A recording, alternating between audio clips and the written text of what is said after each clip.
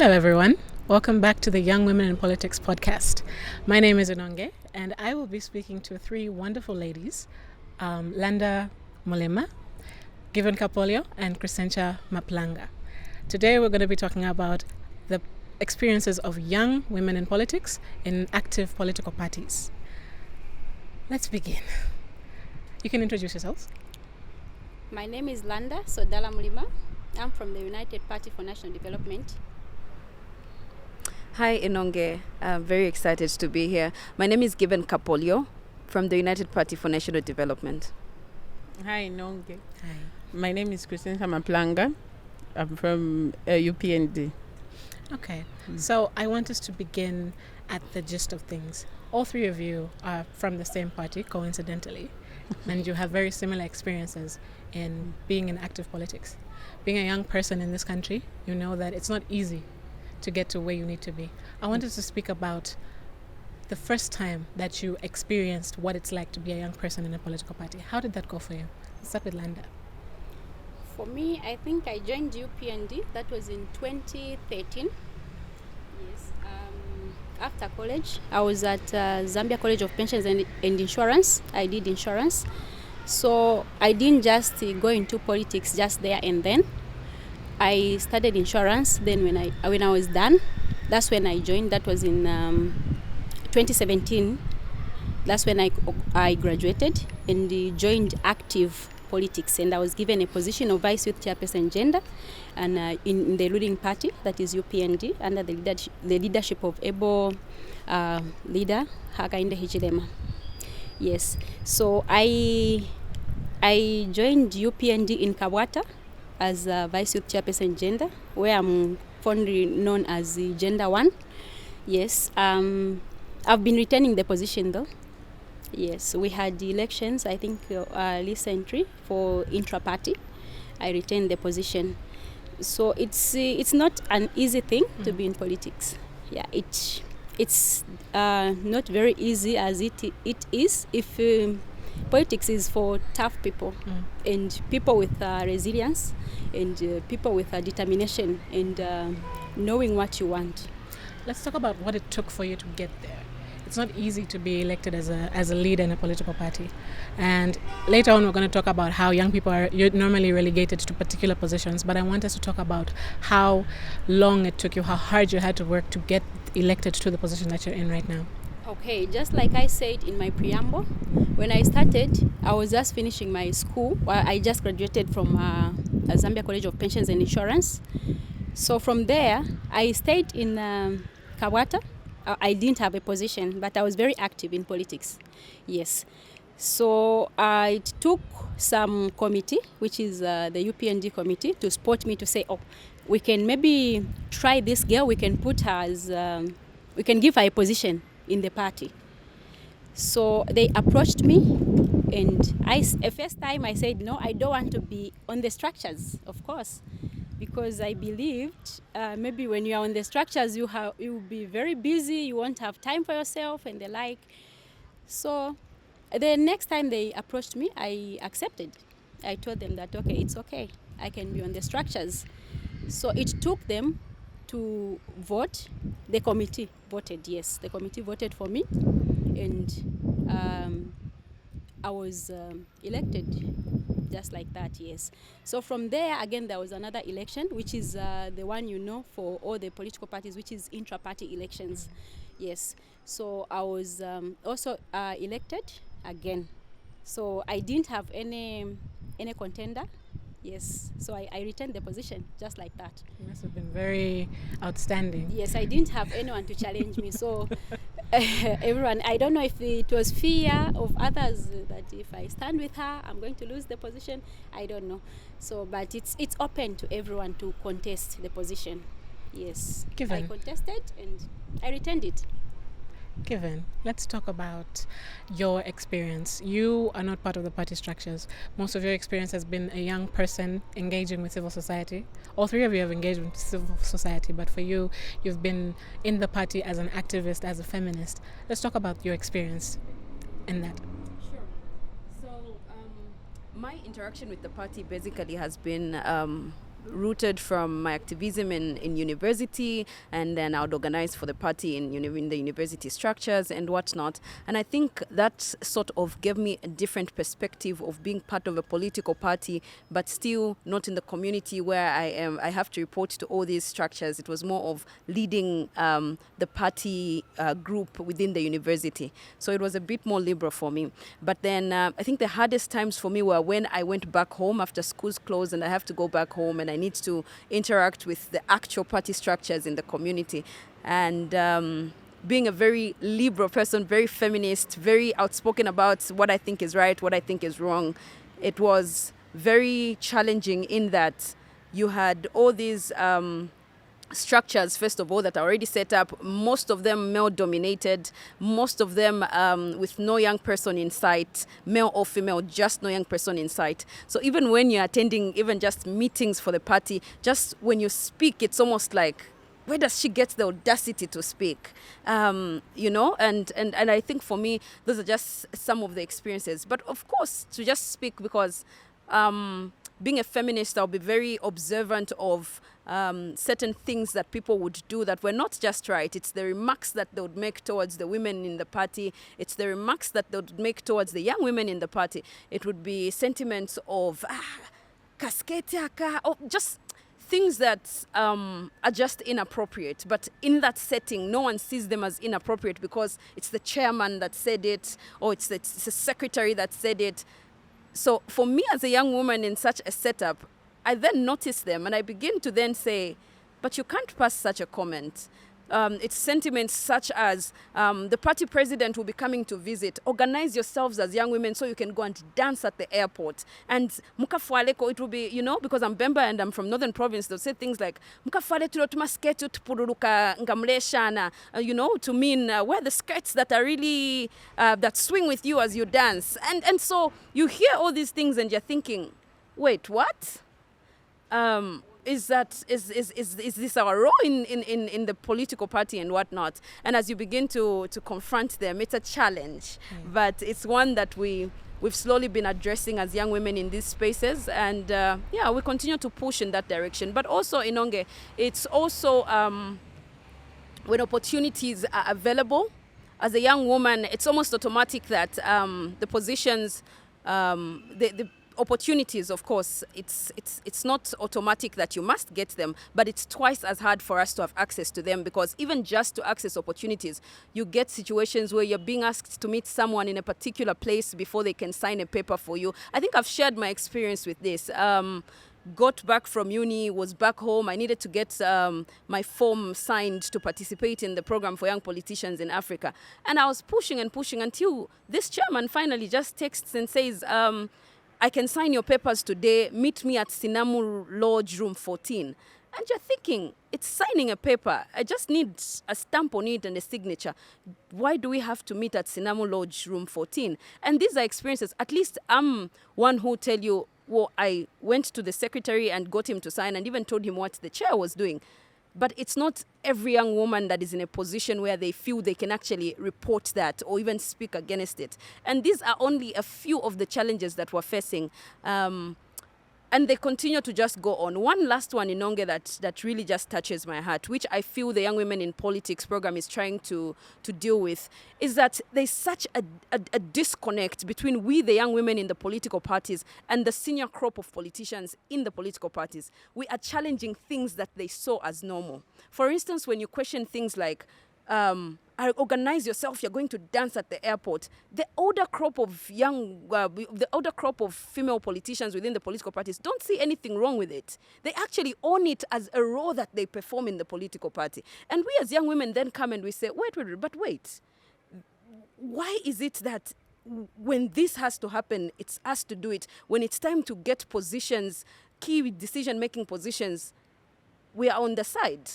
I mean, so we've also faced a challenge where the older crop of female politicians within the parties will then just discourage your journey to want to aspire for more. They'll tell you this is how things have always been done. Women must dance at the airport. They must sing. This is our role.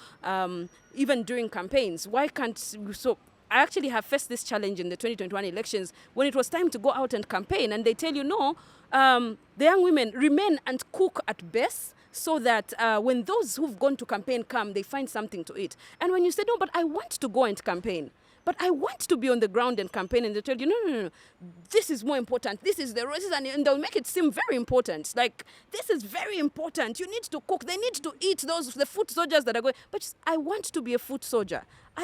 And so, so there's also that disconnect between us and the older crop of female politicians, which has also been a challenge because we are questioning and fighting some of the things that they saw as normal and accepted. So yeah, those are some of the challenges that I can speak to right now.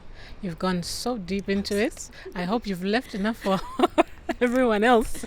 Chrisencia. I joined politics in 2016 under PEP by Sean Tembo.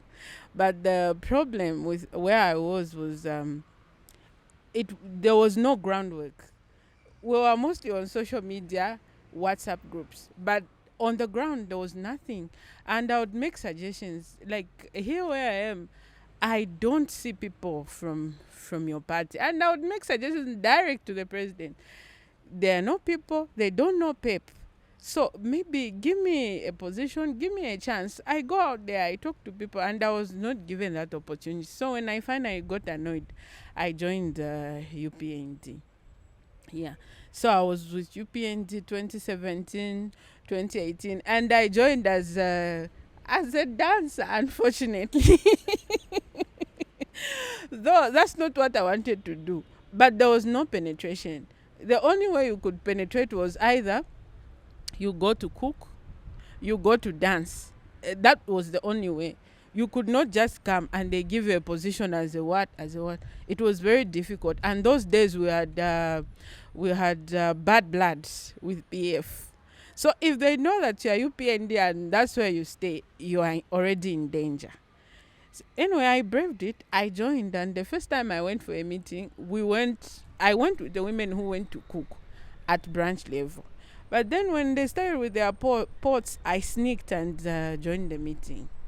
So they were like, go to your friends and cook. I said, no, I didn't come to cook. So that's how I was given a book and I started writing minutes. Next meeting, no, the person who helped us with minutes last time. That's how now I was given a position on the youth wing. But I still cooked. When it was time to cook, they still called on me. And I still have the pots and cooking stick. I decided to say, I'll use this opportunity to catapult myself to the position that I want. I did not refuse to cook, though I knew my aim was not to actually remain here. I wanted to use the cooking as a springboard. So every time they wanted to do, say, Chrisencia, you have the pots and the cooking stick. Come here, we cook. So I would go there. And I started advocating for a position until I was given a position at the youth wing. And from there, I started aspiring. And in my ward, I was aspiring candidate for the last election. Though I was beaten at the last minute and somebody else scooped the seat. So the thing I've noticed that most of us women are comfortable with cooking and singing and dancing. We don't know the potential that we have when we decide to rise and say we want to be part of the creme de la creme in the political party structures. It's not that women don't want. It's because they are told, like even said, to say your job is to cook for the foot soldiers. And they will make you feel it's just as important. But meanwhile, you're lagging behind on the real issues that are happening. So that has been my experience. I didn't refuse to cook. When it was time for dancing, I would just stand because I don't know how to dance. But I used those opportunities to be where I am today. Yeah. Both of you have brought up a beautiful aspect of being a woman in most spaces where they relegate you to these stereotypes. Either you cook or you dance, and be voluptuous about it because we want everybody to watch us, and they'll only watch us if you shake what you need to shake. Chrisencia, you have the unique perspective of being in the party structures. What challenges have you seen from your position and being a person trying to empower your fellow women?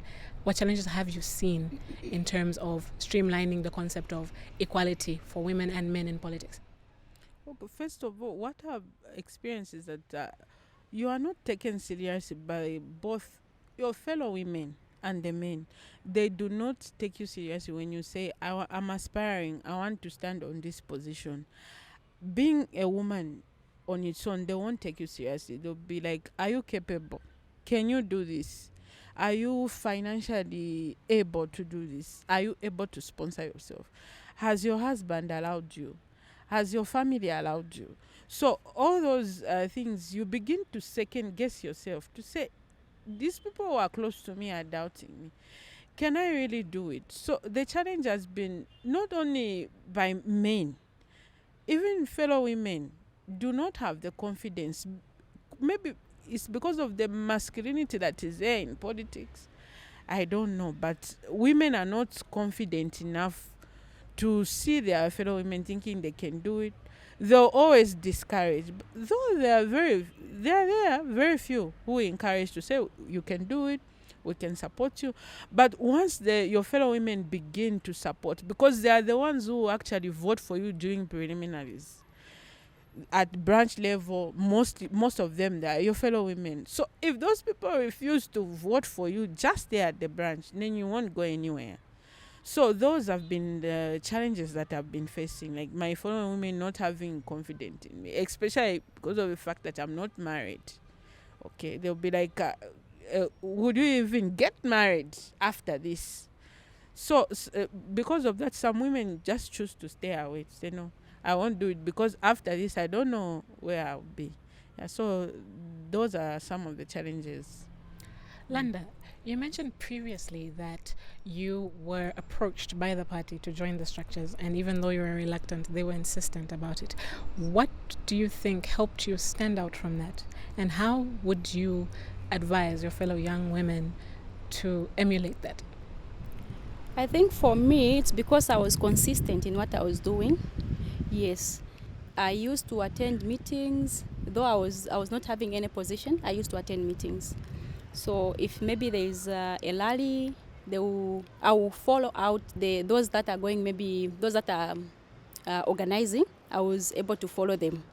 Yes, I could follow. I also I didn't stop from there. Yes, I kept on following them. They go for a rally, I'll go.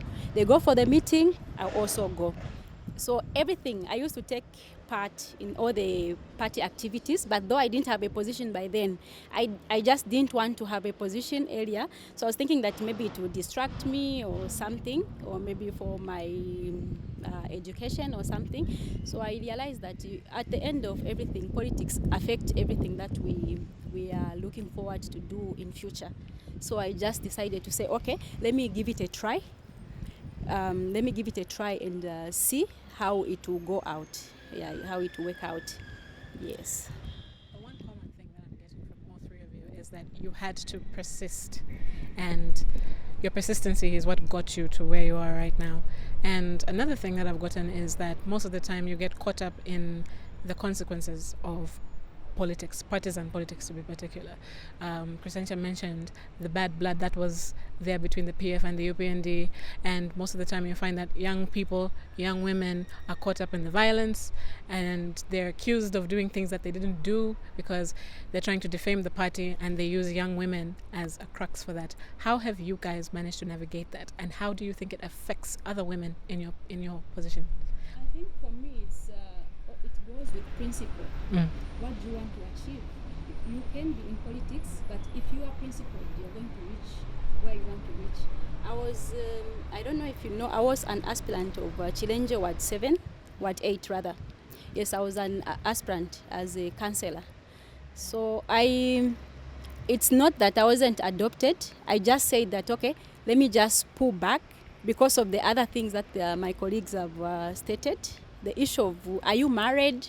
You are very young. Age also, I think it plays a very important role in politics. They'll ask you, are you married? You are too young, but why did you venture into politics? You are very young. You're supposed to be in school maybe, or doing other things, but it doesn't go like that. It starts from young, even those that MPs, ministers, those that are taking up vice president positions, they were also like us. They started like us. So it starts like now. Yeah.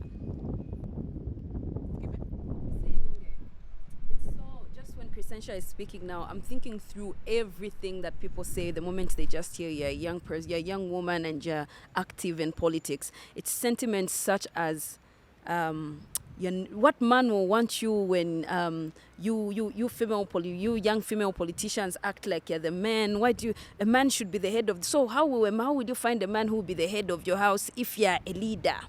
You will now take those politics into the house, so no man will want you. It's sentiments. I have studied to be a teacher. So some of the greatest sentiments that I got, especially from my family, were you are not going to find a job. Teachers are employed by the government. So now that you're this active in politics, the government is not going to employ you. You're not going to get this job and whatnot. And I kept thinking, and you know that the thing is, these sentiments come from some point of truth. Because the truth is, some men will be intimidated that you're a young woman in politics. Exactly. And of course, the government, you need to be non-partisan if you're going to work for the government. And so it would get to me to a point where I'm thinking, so I'm going to study 4 years and then I will not get a job. I'm probably just wasting money. Maybe I should put this politics thing on hold and focus on school so I can get a job. It had to get to a point where you need to look at people who've walked the journey that you've walked and you're like, well, if they made it, I could probably make it, and let me stick in on it. And even when I just got my job last month, I called my mother to tell her I have gotten a job, and it was a whole fight because it was a whole, because while the teacher recruitment was going on, I decided I will not apply. Because it meant if I apply to be a teacher, I need to stay away from politics. And so I said, okay, fine. I'm not getting my teaching certificate, my TCZ certificate. I'm not going to even apply because I am going to continue adding my voice to national matters. I'm going to continue being the politician that I am. And so when I called her, and she was so mad about it, the whole family was like, hey, you just wasted money going to school all that time. Then you shouldn't have gone to school. You should have just continued with this politics thing. And so the names come out and I'm not there. It was more depression. But then just 2 weeks later, I get a job and I call her and I tell her, there's an organization that actually wants to hire me. And then they begin to understand and was weeping and was, oh, I'm so sorry. You actually know what you're doing. And I think my message to young women is just that if you know where you're going, there are a lot of people that will tell you this road doesn't lead anywhere. There are a lot of people that will tell you this road has a lot of thorns. This road is too hot. This road is too... If you know where you're going, it doesn't matter what you have to encounter on the way. Just keep pushing. And don't let all these stereotypes around, you're not going to find a man, bring it down. Believe you me, if you chase your dreams, you don't need to worry about chasing men. You really don't need to worry about chasing men. The right kind of man will not be intimidated. And I keep telling fellow young politicians that the right kind of man will not be intimidated by your pursuit for leadership and your pursuit for growth. And it's such a shame that women and their ambitions have to be sidelined for the sake of pursuing men. All three of you have mentioned that your families have brought up that, oh no, what about marriage, and what type of man is going to want to marry a female politician. Some go as far as calling them prostitutes. I remember when I told my family that I'm going to be working in the field of politics, my dad was like, don't become a prostitute.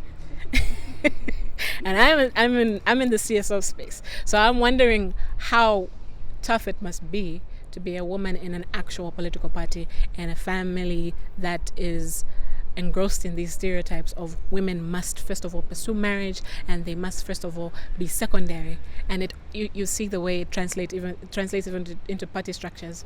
We see the way we have women being used as cruxes for men to get ahead.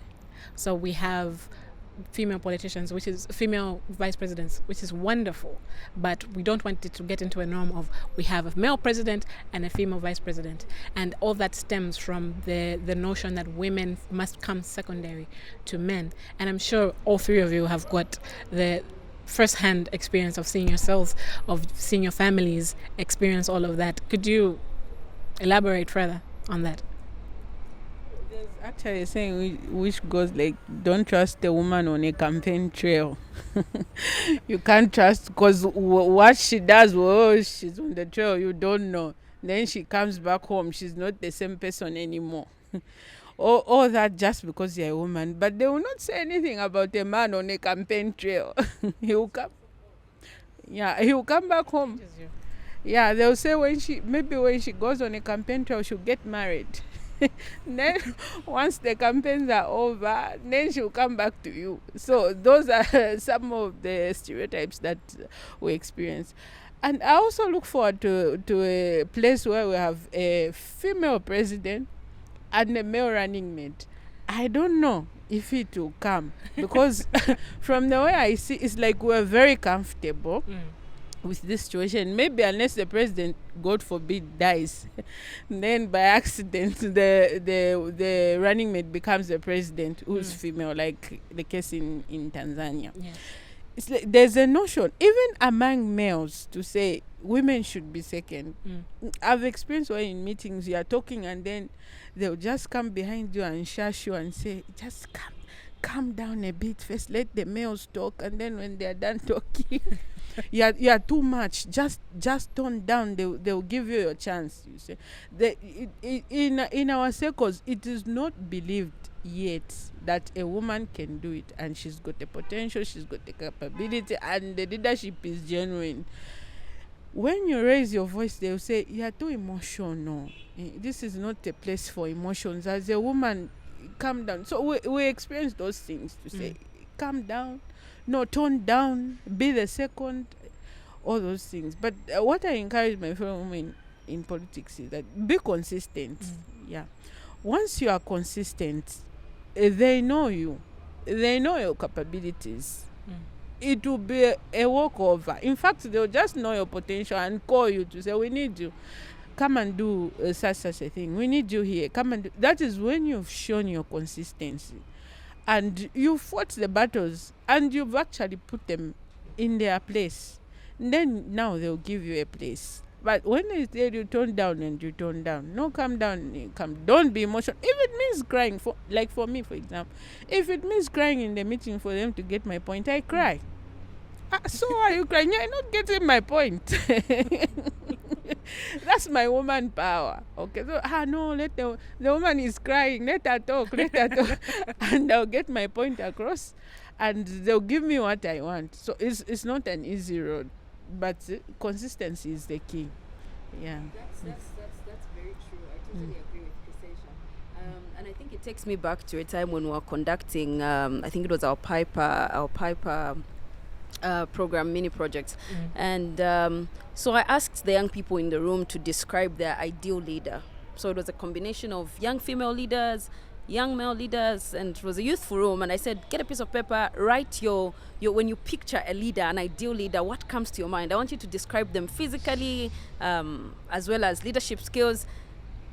And the entire room described men. From the stature to the character, it was men. He must be strong and with broad shoulders. He must give the element of it. And even the young women described their ideal leaders as male figures. With masculine features. Yes, with masculine features. And I said, describe them, picture them. What does their voice sound like? And nobody thought the ideal leader would have a sweet, soft voice. Yes. And you know, and it was very, and it gave me a clear picture to what extent we've really thought of ourselves as young women, as second-class citizens. Because if you're asked to describe a leader, and if at most you can't describe yourself, then really it shows how much work we have to do as young women that are in civic and political spaces, to just let the young woman know that you too can be a leader, you too can take up these leadership spaces. And we also even had a situation, I think, in our ward, where we have a chairman who's in charge of the entire ward, and then we have a chair lady who's only in charge of the women's section. Yeah. Yes. And so what that insinuates is that the chairman that is in charge of the entire ward that position cannot then be held by a woman, because there's a chairwoman who's just in charge of the women. And so we've actually had conversation where I'm like, why can't this position be chairperson? That means the person that sits there can actually be a female to be in charge of the entire ward. And it's a whole argument and a lot of, but yeah, and I think it sparks my mind the moment you speak of, we must begin to picture a time when a female can be president, duly elected female as president. And it's very possible.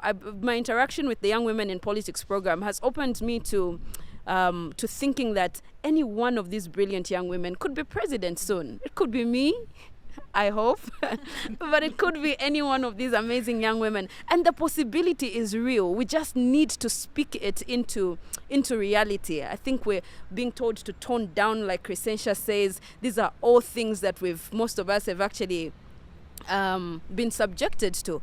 Speak a bit. I like to speak with my hands, and they'll tell you, you see, you're getting angry because I'm like, no, I this is how I speak. I will speak like this. I'm not getting angry. I'm not getting emotional. I'm simply speaking, and I want to be heard. And we keep demanding those spaces as young women in politics. It's still not easy, but we keep pushing and we keep demanding them. It's great that you've brought that up. That you've brought up being relegated to the side, because it's a universal experience for women and youth alike, that they get relegated to positions that go with their gender or their age. Either you're a youth chairperson, or you're a women's chairperson, or you're in charge of the women's wing, or you're in charge of the youth wing, but you will not see them say, let's have a young person run for DC in the political party. Let's have a young person stand as a running mate with president. Let's have a young person stand on the docket for president for this party. We rarely see that happen. And moreover, you find that when a woman raises their voice, even if it's just slightly, why are you getting angry? But then you have men shouting their, and even young people, young men. A young man raises his voice slightly, don't speak to your elders like that. But when the elder is shouting at them and saying, the problem with your young people, they're expected to sit and just listen. That is a great segue into speaking about your experience. I'll start with Landa, because you have the position as Gender 1, as you're affectionately called. How do you think we can streamline the notion of not just having a young woman as the gender chairperson? Let's have a young woman as DC. Let's have a young woman standing as president, so on and so forth. I think we also need our availability, because I will give an example. When I was aspiring as a councillor, I was just alone. The whole constituency, it has 5 wards. I was the only lady that stood up and say, okay, I'm going to aspire. I'm going to challenge these men. There were 3 men that were aspiring. That's Challenge. So I said, okay, let me take it up upon myself to help the people of Challenge, because I know the things that they want and I know what problems they're passing through, and that's where I stay. Yes. So I think we also need, for us to be included as women, if we want to be included, we also have to avail ourselves. We have to be available in everything that we are doing. Yes. Yeah. I think availability is most important. Well, I agree with Landa that it is important that young women make themselves available. I also feel like it is very difficult for a young woman to even make themselves available when the environment is so hostile. First of all, it is very difficult to even... There are all these mechanisms that are put in place that just make it very difficult for young women to even be there. For instance, even just walking up to, you have maybe a leadership of 5, and in some wards, all 5 are male, all 5 are this. So even, let me give it, for example, you're going on a campaign trail, and the whole team is male, and you have to be the only female there. And even when you want to make yourself available, the environment is just very... It's very difficult, because, and you're now thinking, okay, when we're campaigning, we sleep in groups. Who am I where? This is a campaign trail of 10 men. I want to go. I'm available. I'm here. And it's just all males. So if I travel and we're going to sleep in the bush and we need to sleep in sleeping bags, what's that like? So I feel like, yes, young women need to make themselves available, but it's also important that political parties need to ensure that they have, I don't want to use the word deliberate, but it must be deliberate, because for a long time, young women have been kept out. So in balancing this, I think there should be deliberate affirmative action, deliberate party policies. I've actually been looking at various political parties to see what their gender policy looks like, what their sheer policy looks like. Some political parties don't even have that. No sheer policy. Young women don't even know where they're supposed to go report if they're harassed. Young women don't have, if they're uncomfortable with something. Nothing at all. And you expect me to make myself available in an environment where I know it will not be very favorable because it's male dominated. I might face harassment. I might face this. And there's no protection mechanisms. So it makes it very difficult for young women to make themselves available. It takes the Chrisencias of this world to just grace it and take it. But we need to put in place, political parties need to put in place certain policies, certain mechanisms to ensure that it's favorable for both genders. It needs to go even as far as, and it's one thing I constantly keep going back to the senior female politicians that are in these party structures. If a female candidate is contesting, make young women part of your campaign team. That is how they learn. It's easier for them to go on your campaign trail than to go on a man's campaign trail because, so these things need to be in place. It needs to be deliberate. If we have 5 key positions in a party, we must make it such that they're open to everyone. There should be no chairman position. I'm a woman. I already that's not inviting me to contest for that place. So I think certain things need to be deliberate. We need to acknowledge that young women want to participate. Things are not favorable for them. What can we do to make them more favorable? And we need to look into all these things. It is simple things, Inonge, like I've told you, the sheer policy, conducive environment. It's also older women in politics extending a hand and saying, I tag along. I'm going on a campaign trail. Demand that I want a female campaign manager. Because they can make that possible. And that's how you train the future crop of female politicians coming behind. And I constantly speak to how the women that have gone before us need to just stretch a hand behind and pull us along and tell us, I got here, I did it, this is how I did it, what you're encountering, I encountered, this is how I avoided it. All these things need to begin happening. And we are ready for it. It just needs to begin happening. And basically, young people, is to prepare ourselves to grab these opportunities and positions, because sometimes we are not prepared. You find that maybe you lack the education. Of course, we won't have the experience because we're young. That's when we're starting out. But we should have some kind of preparation, be it some kind of education. We should be prepared, in short, to grab these opportunities when they land. We should be prepared to recognize the opportunities, because sometimes it's not really that the opportunities are not there. It's just that we don't see them. Maybe we are busy just running errands. Instead of you being in the meeting where you're supposed to be, they say, go and buy drinks and water for the people. You go, you miss out. So when you come back, the meeting is over. The decisions have already been made and they do not favor you. So we need to be in places where opportunities are. We should see the opportunities when they are coming and we should grab them. Because even in the past elections, there were very smart people who recognize the opportunities and grab them, and they're doing very well now. So we should always be sharp and see the opportunities and always grab them, because they say opportunity happens to them all. But it won't happen to you if you don't recognize the opportunity. So that's my take. Okay. So for those who are joining us now, we are on the Young Women in Politics podcast, and we are now wrapping up. Thank you to the wonderful ladies for joining us. Thank you for your time and for your wonderful sentiments. And may we break the biases that these women have pointed out. Thank you.